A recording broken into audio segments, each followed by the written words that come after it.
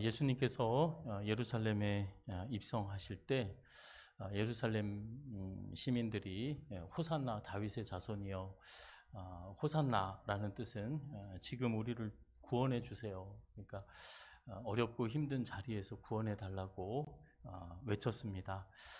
예수님께서 오신 그 이유를 친히 예수님이 말씀해 주셨죠. 인자가 온 것은 심판하려고 한 것이 아니라, 벌을 주려고 한 것이 아니라 온 백성을 구원하기 위해서, 자기 죄와 또 사망에서 구원하시기 위해서, 내 생명을 내어주기 위해서, 섬김을 받으려고 하는 것이 아니라 섬기기 위해서 왔다, 그 말씀을 하셨습니다. 요한은 그 자신의 복음서에서 예수님에 대하여서 이렇게 증언을 합니다. 창세기 1장 1절에 말씀하신 것처럼 태초에 하나님이 천지를 창조하셨는데, 요한복음 1장 1절의 말씀이죠. 하나님이 말씀으로 세상을 지으셨고 그 말씀이 하나님이셨다. 그런데 그 말씀이 육신을 입고 우리 가운데 오셨다. 그분은 예수님이시다. 그리고 그 말씀 안에는 생명이 있고 빛이신데 그 백성들이 그 빛을 영접하지 않았다.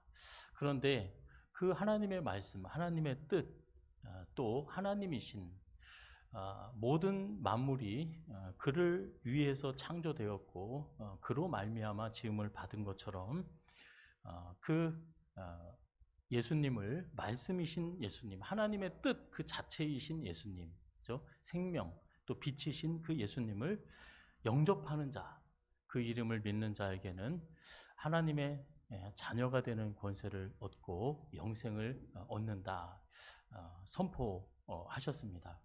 하나님의 존재, 그리고 하나님이 우리를 향하신, 나를 향하신 하나님의 뜻, 예수님을 통해서 이루어 주신 그 뜻, 사람은 죄의 문제를 해결할 수가 없습니다. 여러분, 아들과 딸의 죄의 문제, 저와 여러분 자신의 죄의 문제를 어떻게 해결하려고 그러세요? 옆에 있는 사람들 보면 눈에 막 도끼눈을 뜨고 이렇게 해라 저렇게 해라 합니다. 그러면 그 문제가 해결되든가요? 내 죄의 문제가 어떻게 해결되든가요? 사람은 죄의 문제와 죽음의 문제를 해결할 수 없습니다. 그 문제는 하나님이 해결해 주신다고 말씀합니다. 그게 구원이죠. 죄와 사망에서 우리를 구원해 주시는 분은 사람의 노력으로, 말로 되어지는 게 아닙니다. 율법으로 되어지는 것이 아닙니다. 오직 우리를, 이 죄인들을 사랑하셔서 자기 몸을 내어주신 그 예수님의 사랑으로 우리가 하나님 앞에 의롭다함을 얻고, 하나님이 보실 때 정말 너무 황송한 말씀을 하시는데 이런 말씀을 하세요. 내가 너를 볼 때 만족하다, 만족하다. 더 이상 바랄 것이 없다. 여러분, 저와 여러분이 이 주일 예배를 평생 한 번도 안 빠지고 11조를 남들보다 곱배로 내고 그래야 하나님이 만족하시겠습니까? 저와 여러분이 도대체 얼마나 참고 얼마나 헌신해야 하나님이 만족하다고 하시겠습니까? 그럴 수 없다고 그러죠. 오직 하나님께서는 예수 그리스도의 그 십자가의 보혈의 은혜로 하나님이 보시기에 만족하신 모습으로 저와 여러분이 마지막 때 하나님 앞에 설 때, 아니 매 순간순간마다 하나님 앞에 기도하고 간구할 때, 세상 앞에 설 때 정말 하나님이 만족하신 사람으로, 그것이 바로 예수님의 은혜고, 하나님을 알지도 못하고 영원히 죽을 수밖에 없는 죄인들, 하나님을 사랑하지 못했던 그 죄, 그 죄에서 우리를, 그 죄인들을 위해서, 그 죄인들을 위해서 구원하시기 위해서, 하나님의 은혜를 이루시기 위해서 오신 예수님. 그리고 그 예수님은 육신으로는 사실은 오늘 우리 찬양대 찬양한 것처럼 내가 할 수가 없죠. 내가 그 잔을 받을 수가 없죠. 그런데 내 육신이 죽고 아버지의 뜻이 이루어지는 삶으로 자신의 삶을 들이셨던 그 예수님.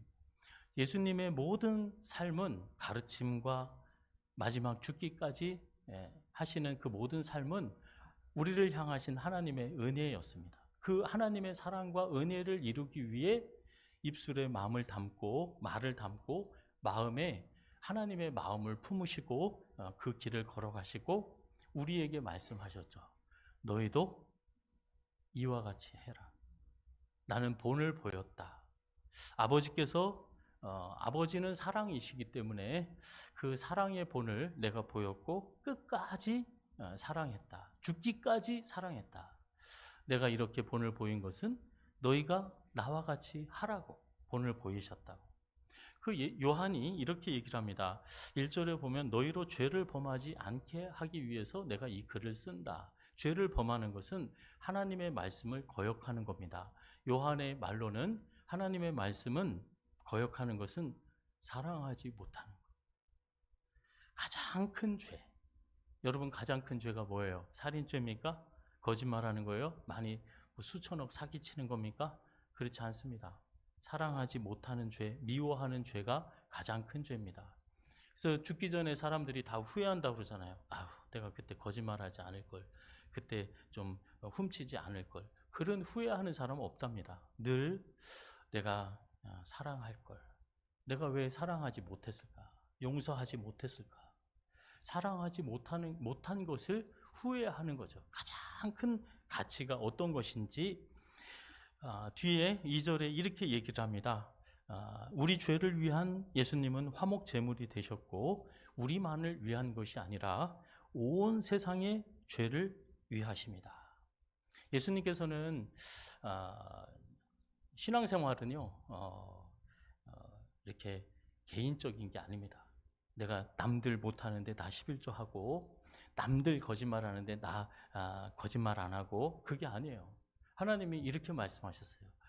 너희는 온 마음, 내 힘, 내 정성, 내 성품 모든 것이 뭐가 되라고요? 하나님 사랑, 이웃 사랑해라. 그게 내 백성이고 나를 믿는 사람, 내 자녀들의 삶이다.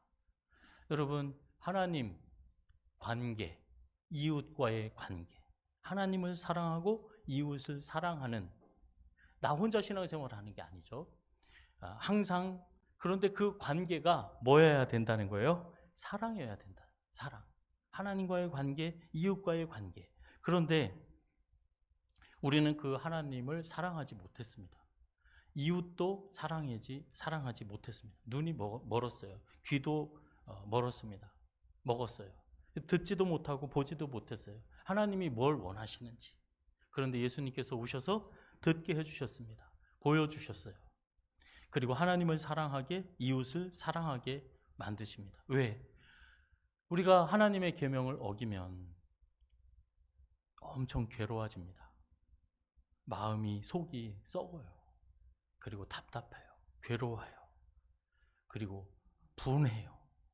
그리고 막 말할 수 없는 죄의 싹은 뭐라고요? 사망이다. 거꾸로 말하면 사랑하지 않으면 죽는다 이야기입니다. 미워하면 죽는다 이 이야기입니다.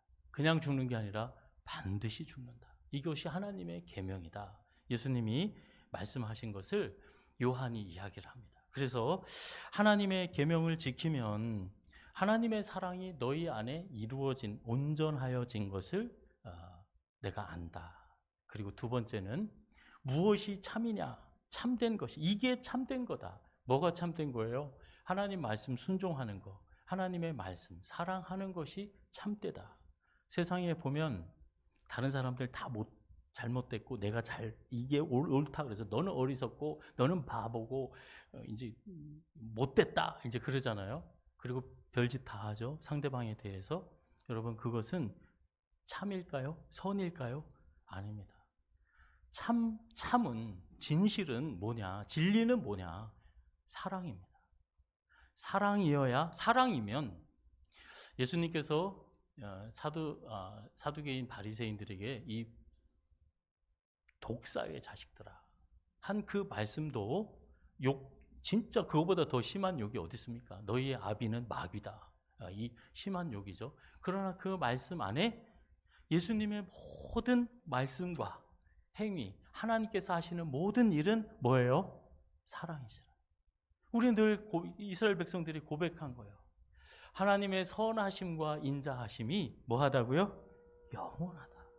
예수님은 우리를 향하신 그 하나님의 사랑, 그 영원한 사랑을 변치 않으시고 죽기까지 어떻게 사랑하셨다고요? 끝까지 사랑하셨다. 예수님께서 마태복음 24장에 보면은 말세 때 가장 큰 특징이 뭐냐면 서로 미워하는 겁니다. 그래서 잡아주고 잡아다 갖다 바치는 거예요. 마귀 입에다 넣어주는 거예요. 얘 죄 졌으니까 씹어 먹으라고. 당신 종 삼으라고. 그리고 탐욕입니다.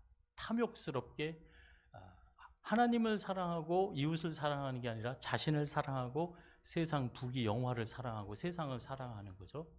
육신의 소욕을 쫓는 거, 욕망에 사로잡힌 거. 사랑이 식어질 때 그 말세에는 사랑이 식어진다.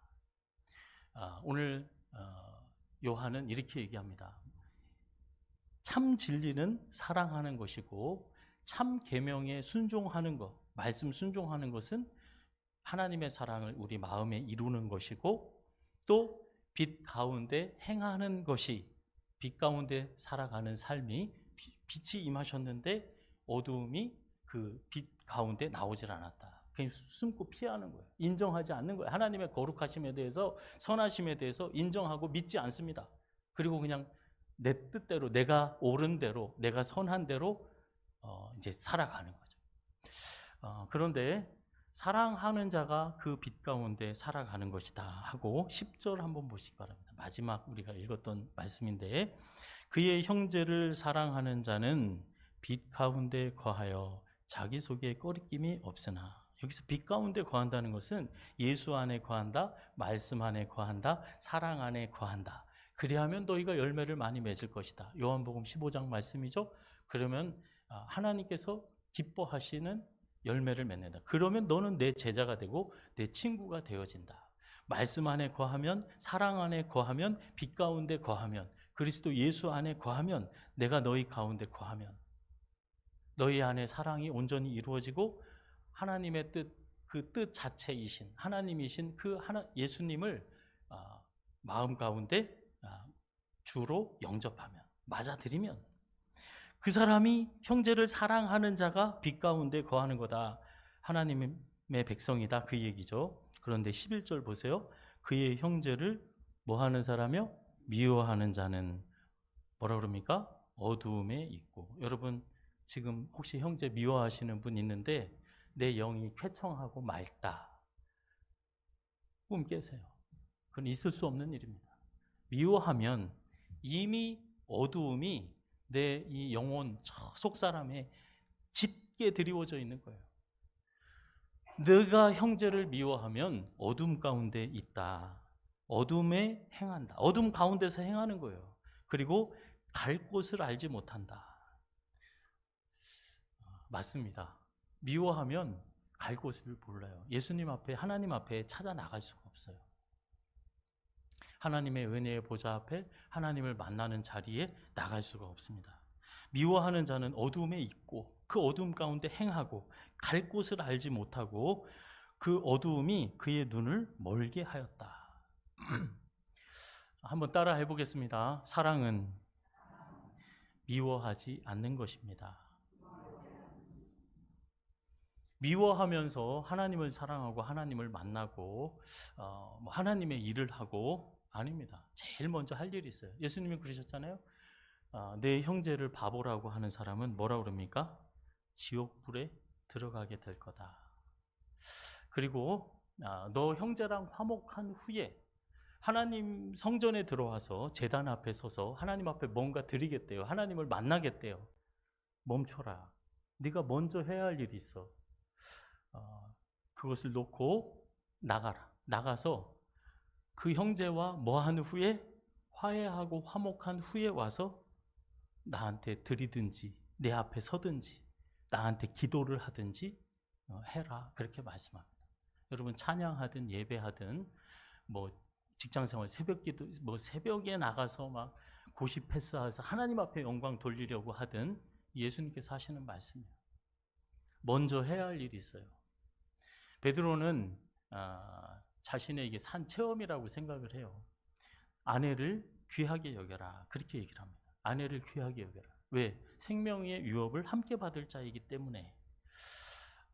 그렇지 않으면 이렇게 얘기했어요. 내 기도가 막힌다.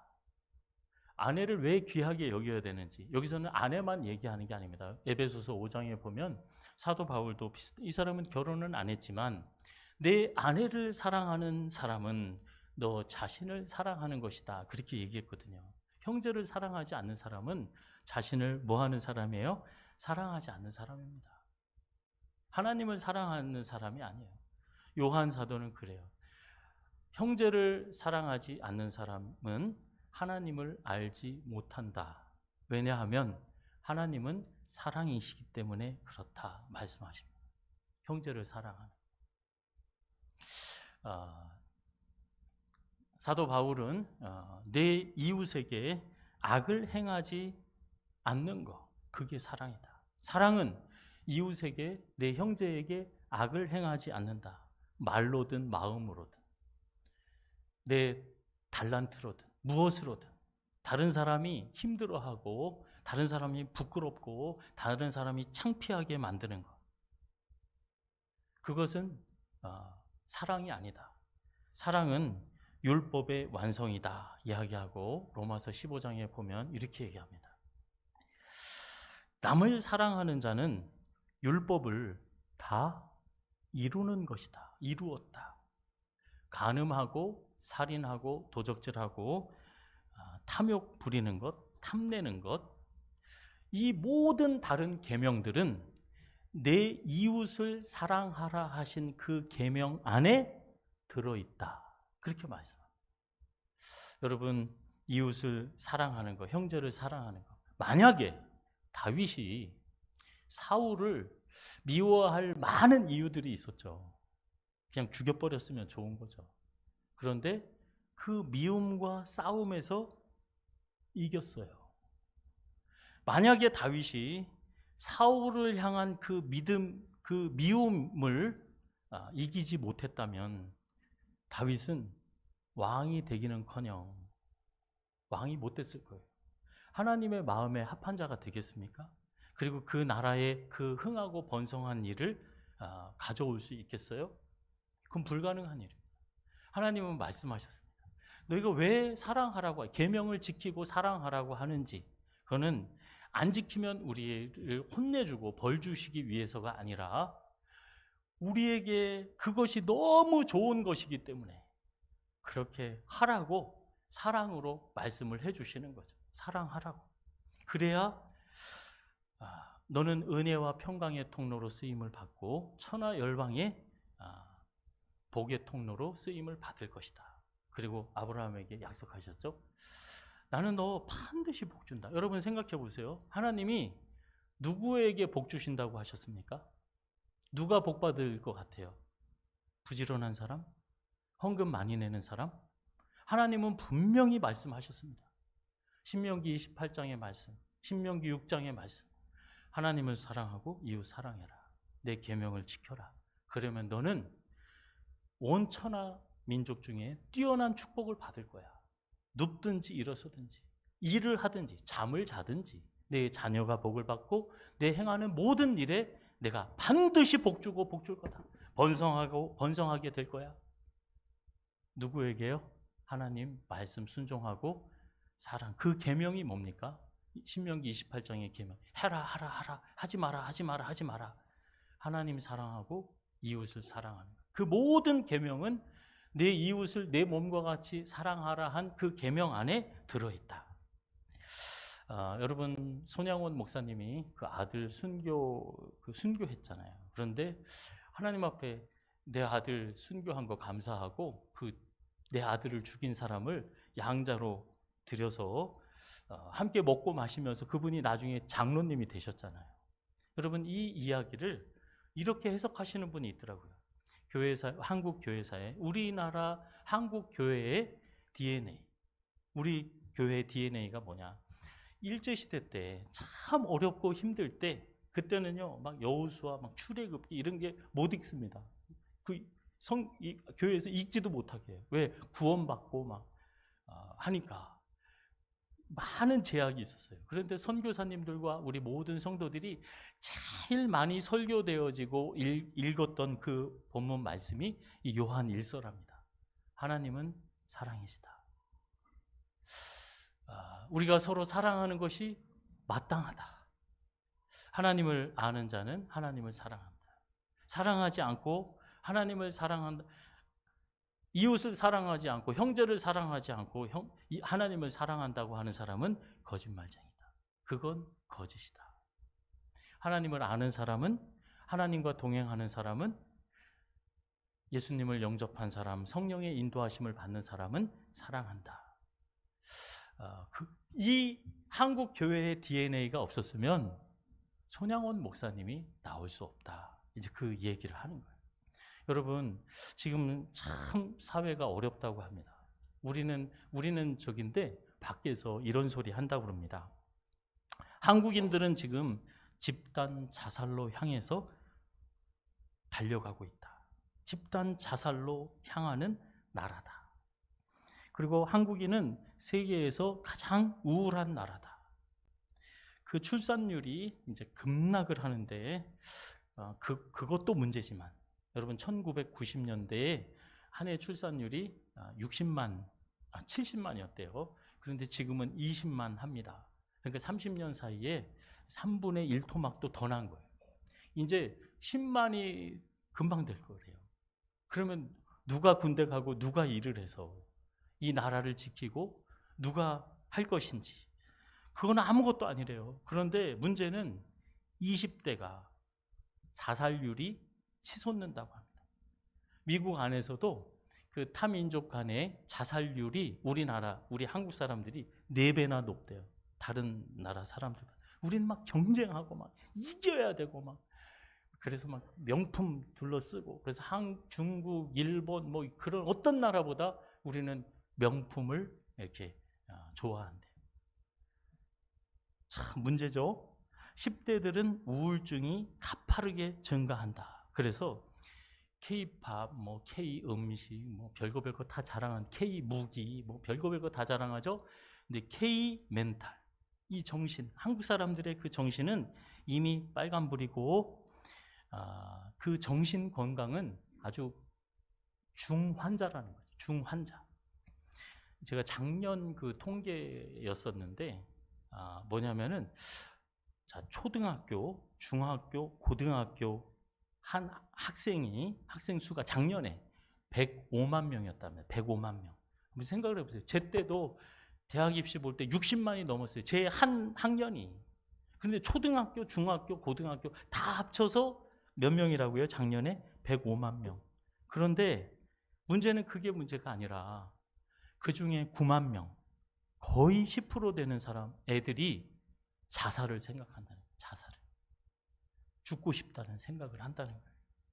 여러분, 이 정신적인 재앙이죠. 이 재앙을 못 살겠다, 정말. 너무 힘들다. 너무 괴롭다. 왜? 힘들게 하니까, 괴롭히니까, 못 살게 구니까 자살하는 거죠. 그래서 그 사람은 극단적인 선택이 아니라 이건 자살이다. 그리고 타살이기도 하다. 누구를 죽이는 거예요? 젊은 아이들. 그리고 나라를 사랑하고 뭐 교회를 사랑하고 다른 사람 막 미워하는 것이 아무렇지도 않은 줄 알아요. 그게 가장 큰 죄를 짓는 것인데. 여러분, 오늘 제가 벚나무 이렇게 보다가 며칠 전에는 이렇게 안 피었다가 어제 조금 펴고 비가 온 다음에도 오늘도 앞에 나가시면 이렇게 좀 이렇게 많이 폈더라고요. 제가 이 꽃이 필 때쯤이면 늘 하는 소리가 있잖아요. 옆에 사람 한번 보시기 바랍니다. 그리고 뭐라고 그러냐면 당신은 꽃보다 아름답습니다. 별로 아닌 것 같아요. 근데 다시 한번 하나 더 추가하겠습니다. 당신은 꽃보다 아름답고 귀합니다. 한번 해서. 제가 보니까요, 벚나무 그렇게 뭐 예쁜 것만 같지 않더라고요. 제가 일부러 비를 맞아서 그런지 가까이 가봤어요. 오늘 오면서. 그랬더니 나무 저기가 시커매. 그리고 볼 것도 없어요. 그리고 트집 잡고 흠 잡으려면 벚꽃 왜 이렇게 조그매요? 벚꽃이. 예? 이왕 또 향기도 좀 바랬으면 좋겠는데 후두둑 비 오면 그냥 얼마나 약해 후두둑 떨어지고 그 볼품이 없는 부분이 너무 많은 거예요. 여러분 하나님께서 질문을 하는 거죠. 하나님께 하나님 정말 제가 꽃보다 아름답습니까? 정말 그렇게 귀해요? 그렇게 귀합니까? 오늘 말씀하시잖아요. 그 죄인들을 위하여 온 세상의 죄를 위했다. 죄인들을 위해서 예수님은 생명을 드리셨어요. 여러분 사랑은 한번 해보겠습니다. 사랑은 귀하게 여기는 것이다. 하나님이 저와 여러분에게 허락하신 사람들 주변에 베드로는 그걸 아내라고 그랬습니다. 아내를 존귀하게 여겨라. 귀하게 여기지 않으면 뭐라 그래요? 기도가 막힐 거다. 아내를 업신여기고 내 옆에 있는 형제를 너는 왜 이렇게 빨리 피냐? 너는 왜 남들이랑 같이 맞춰서 못 피고? 너는 왜 이렇게 꽃이 조그마냐? 너는 왜 이렇게 줄기가 그렇게 시커멓고 그냥 겉으로 볼 때만 번지르르 하지? 가까이 보니까 너 참 엉망이구나. 너는 왜 이렇게 청소하기가 힘드냐? 너는 왜 이렇게 또 늦게 폈냐? 흠 잡을 거 한두 개가 아니에요. 그러면 그 흠을 보면 어떻게 됩니까? 가치가 떨어지는 거예요. 다른 사람을 존중하지 못하는 거예요. 여러분, 저와 여러분 다 흠이 많습니다. 머리끝부터 발끝까지. 그러나 주님께서는 저와 여러분을 보시고 너희를 위하여서 나는 내 생명을 주었다고.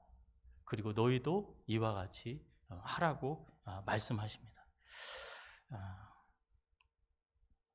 이 나라를 살리고 교회를 살리는 것, 그리고 우리의 가정이 살아나는 비결은 다른 데 있지 않습니다. 돈 많이 벌어와도 희망이 없어요. 하나님의 말씀 듣고 순종할 때 저와 여러분의 앉고 일어섬과 마음과 생각과 입술의 말이 다른 사람을 가볍게 여기면 안 됩니다. 그러고 하나님께 기도 아무리 부르짖어 보세요. 기도가 열리나? 사람을 귀하게 여기지 않고 하나님과 소통하고 큰 응답 받는다? 그럴 수 없습니다. 형제와 원수 짓고 담을 쌓고 하나님 앞에서 아름답고 거룩한 것으로 하나님 앞에 드릴 수 있다? 하나님 만난다? 가까이 한다? 그럴 수 없습니다. 형제와 연합하여 동거함이 어찌 그리 아름다운지 저와 여러분이 하나님을 사랑하는 것, 그거는 반드시 드러나게 돼 있어요. 열매로 이웃을 사랑하게 돼 있습니다. 하나님과의 관계는 저와 여러분이 다른 사람들과의 관계를 통해서 알 수 있습니다. 그 열매를 알 수 있어요. 다른 사람을 높게 평가하느냐, 귀하게 여기느냐, 가치 없게 여기느냐. 다른 사람을 미워하느냐, 사랑하느냐. 여러분, 죄는 미워해도 사람을 미워하지 않는 천하보다 가장 귀한 것이 사람임을. 그래서 사도 바울은 마지막으로 이렇게 사람을 보고 이야기를 합니다. 데살로니가후서 2장인데요. 이렇게 얘기하더라고요.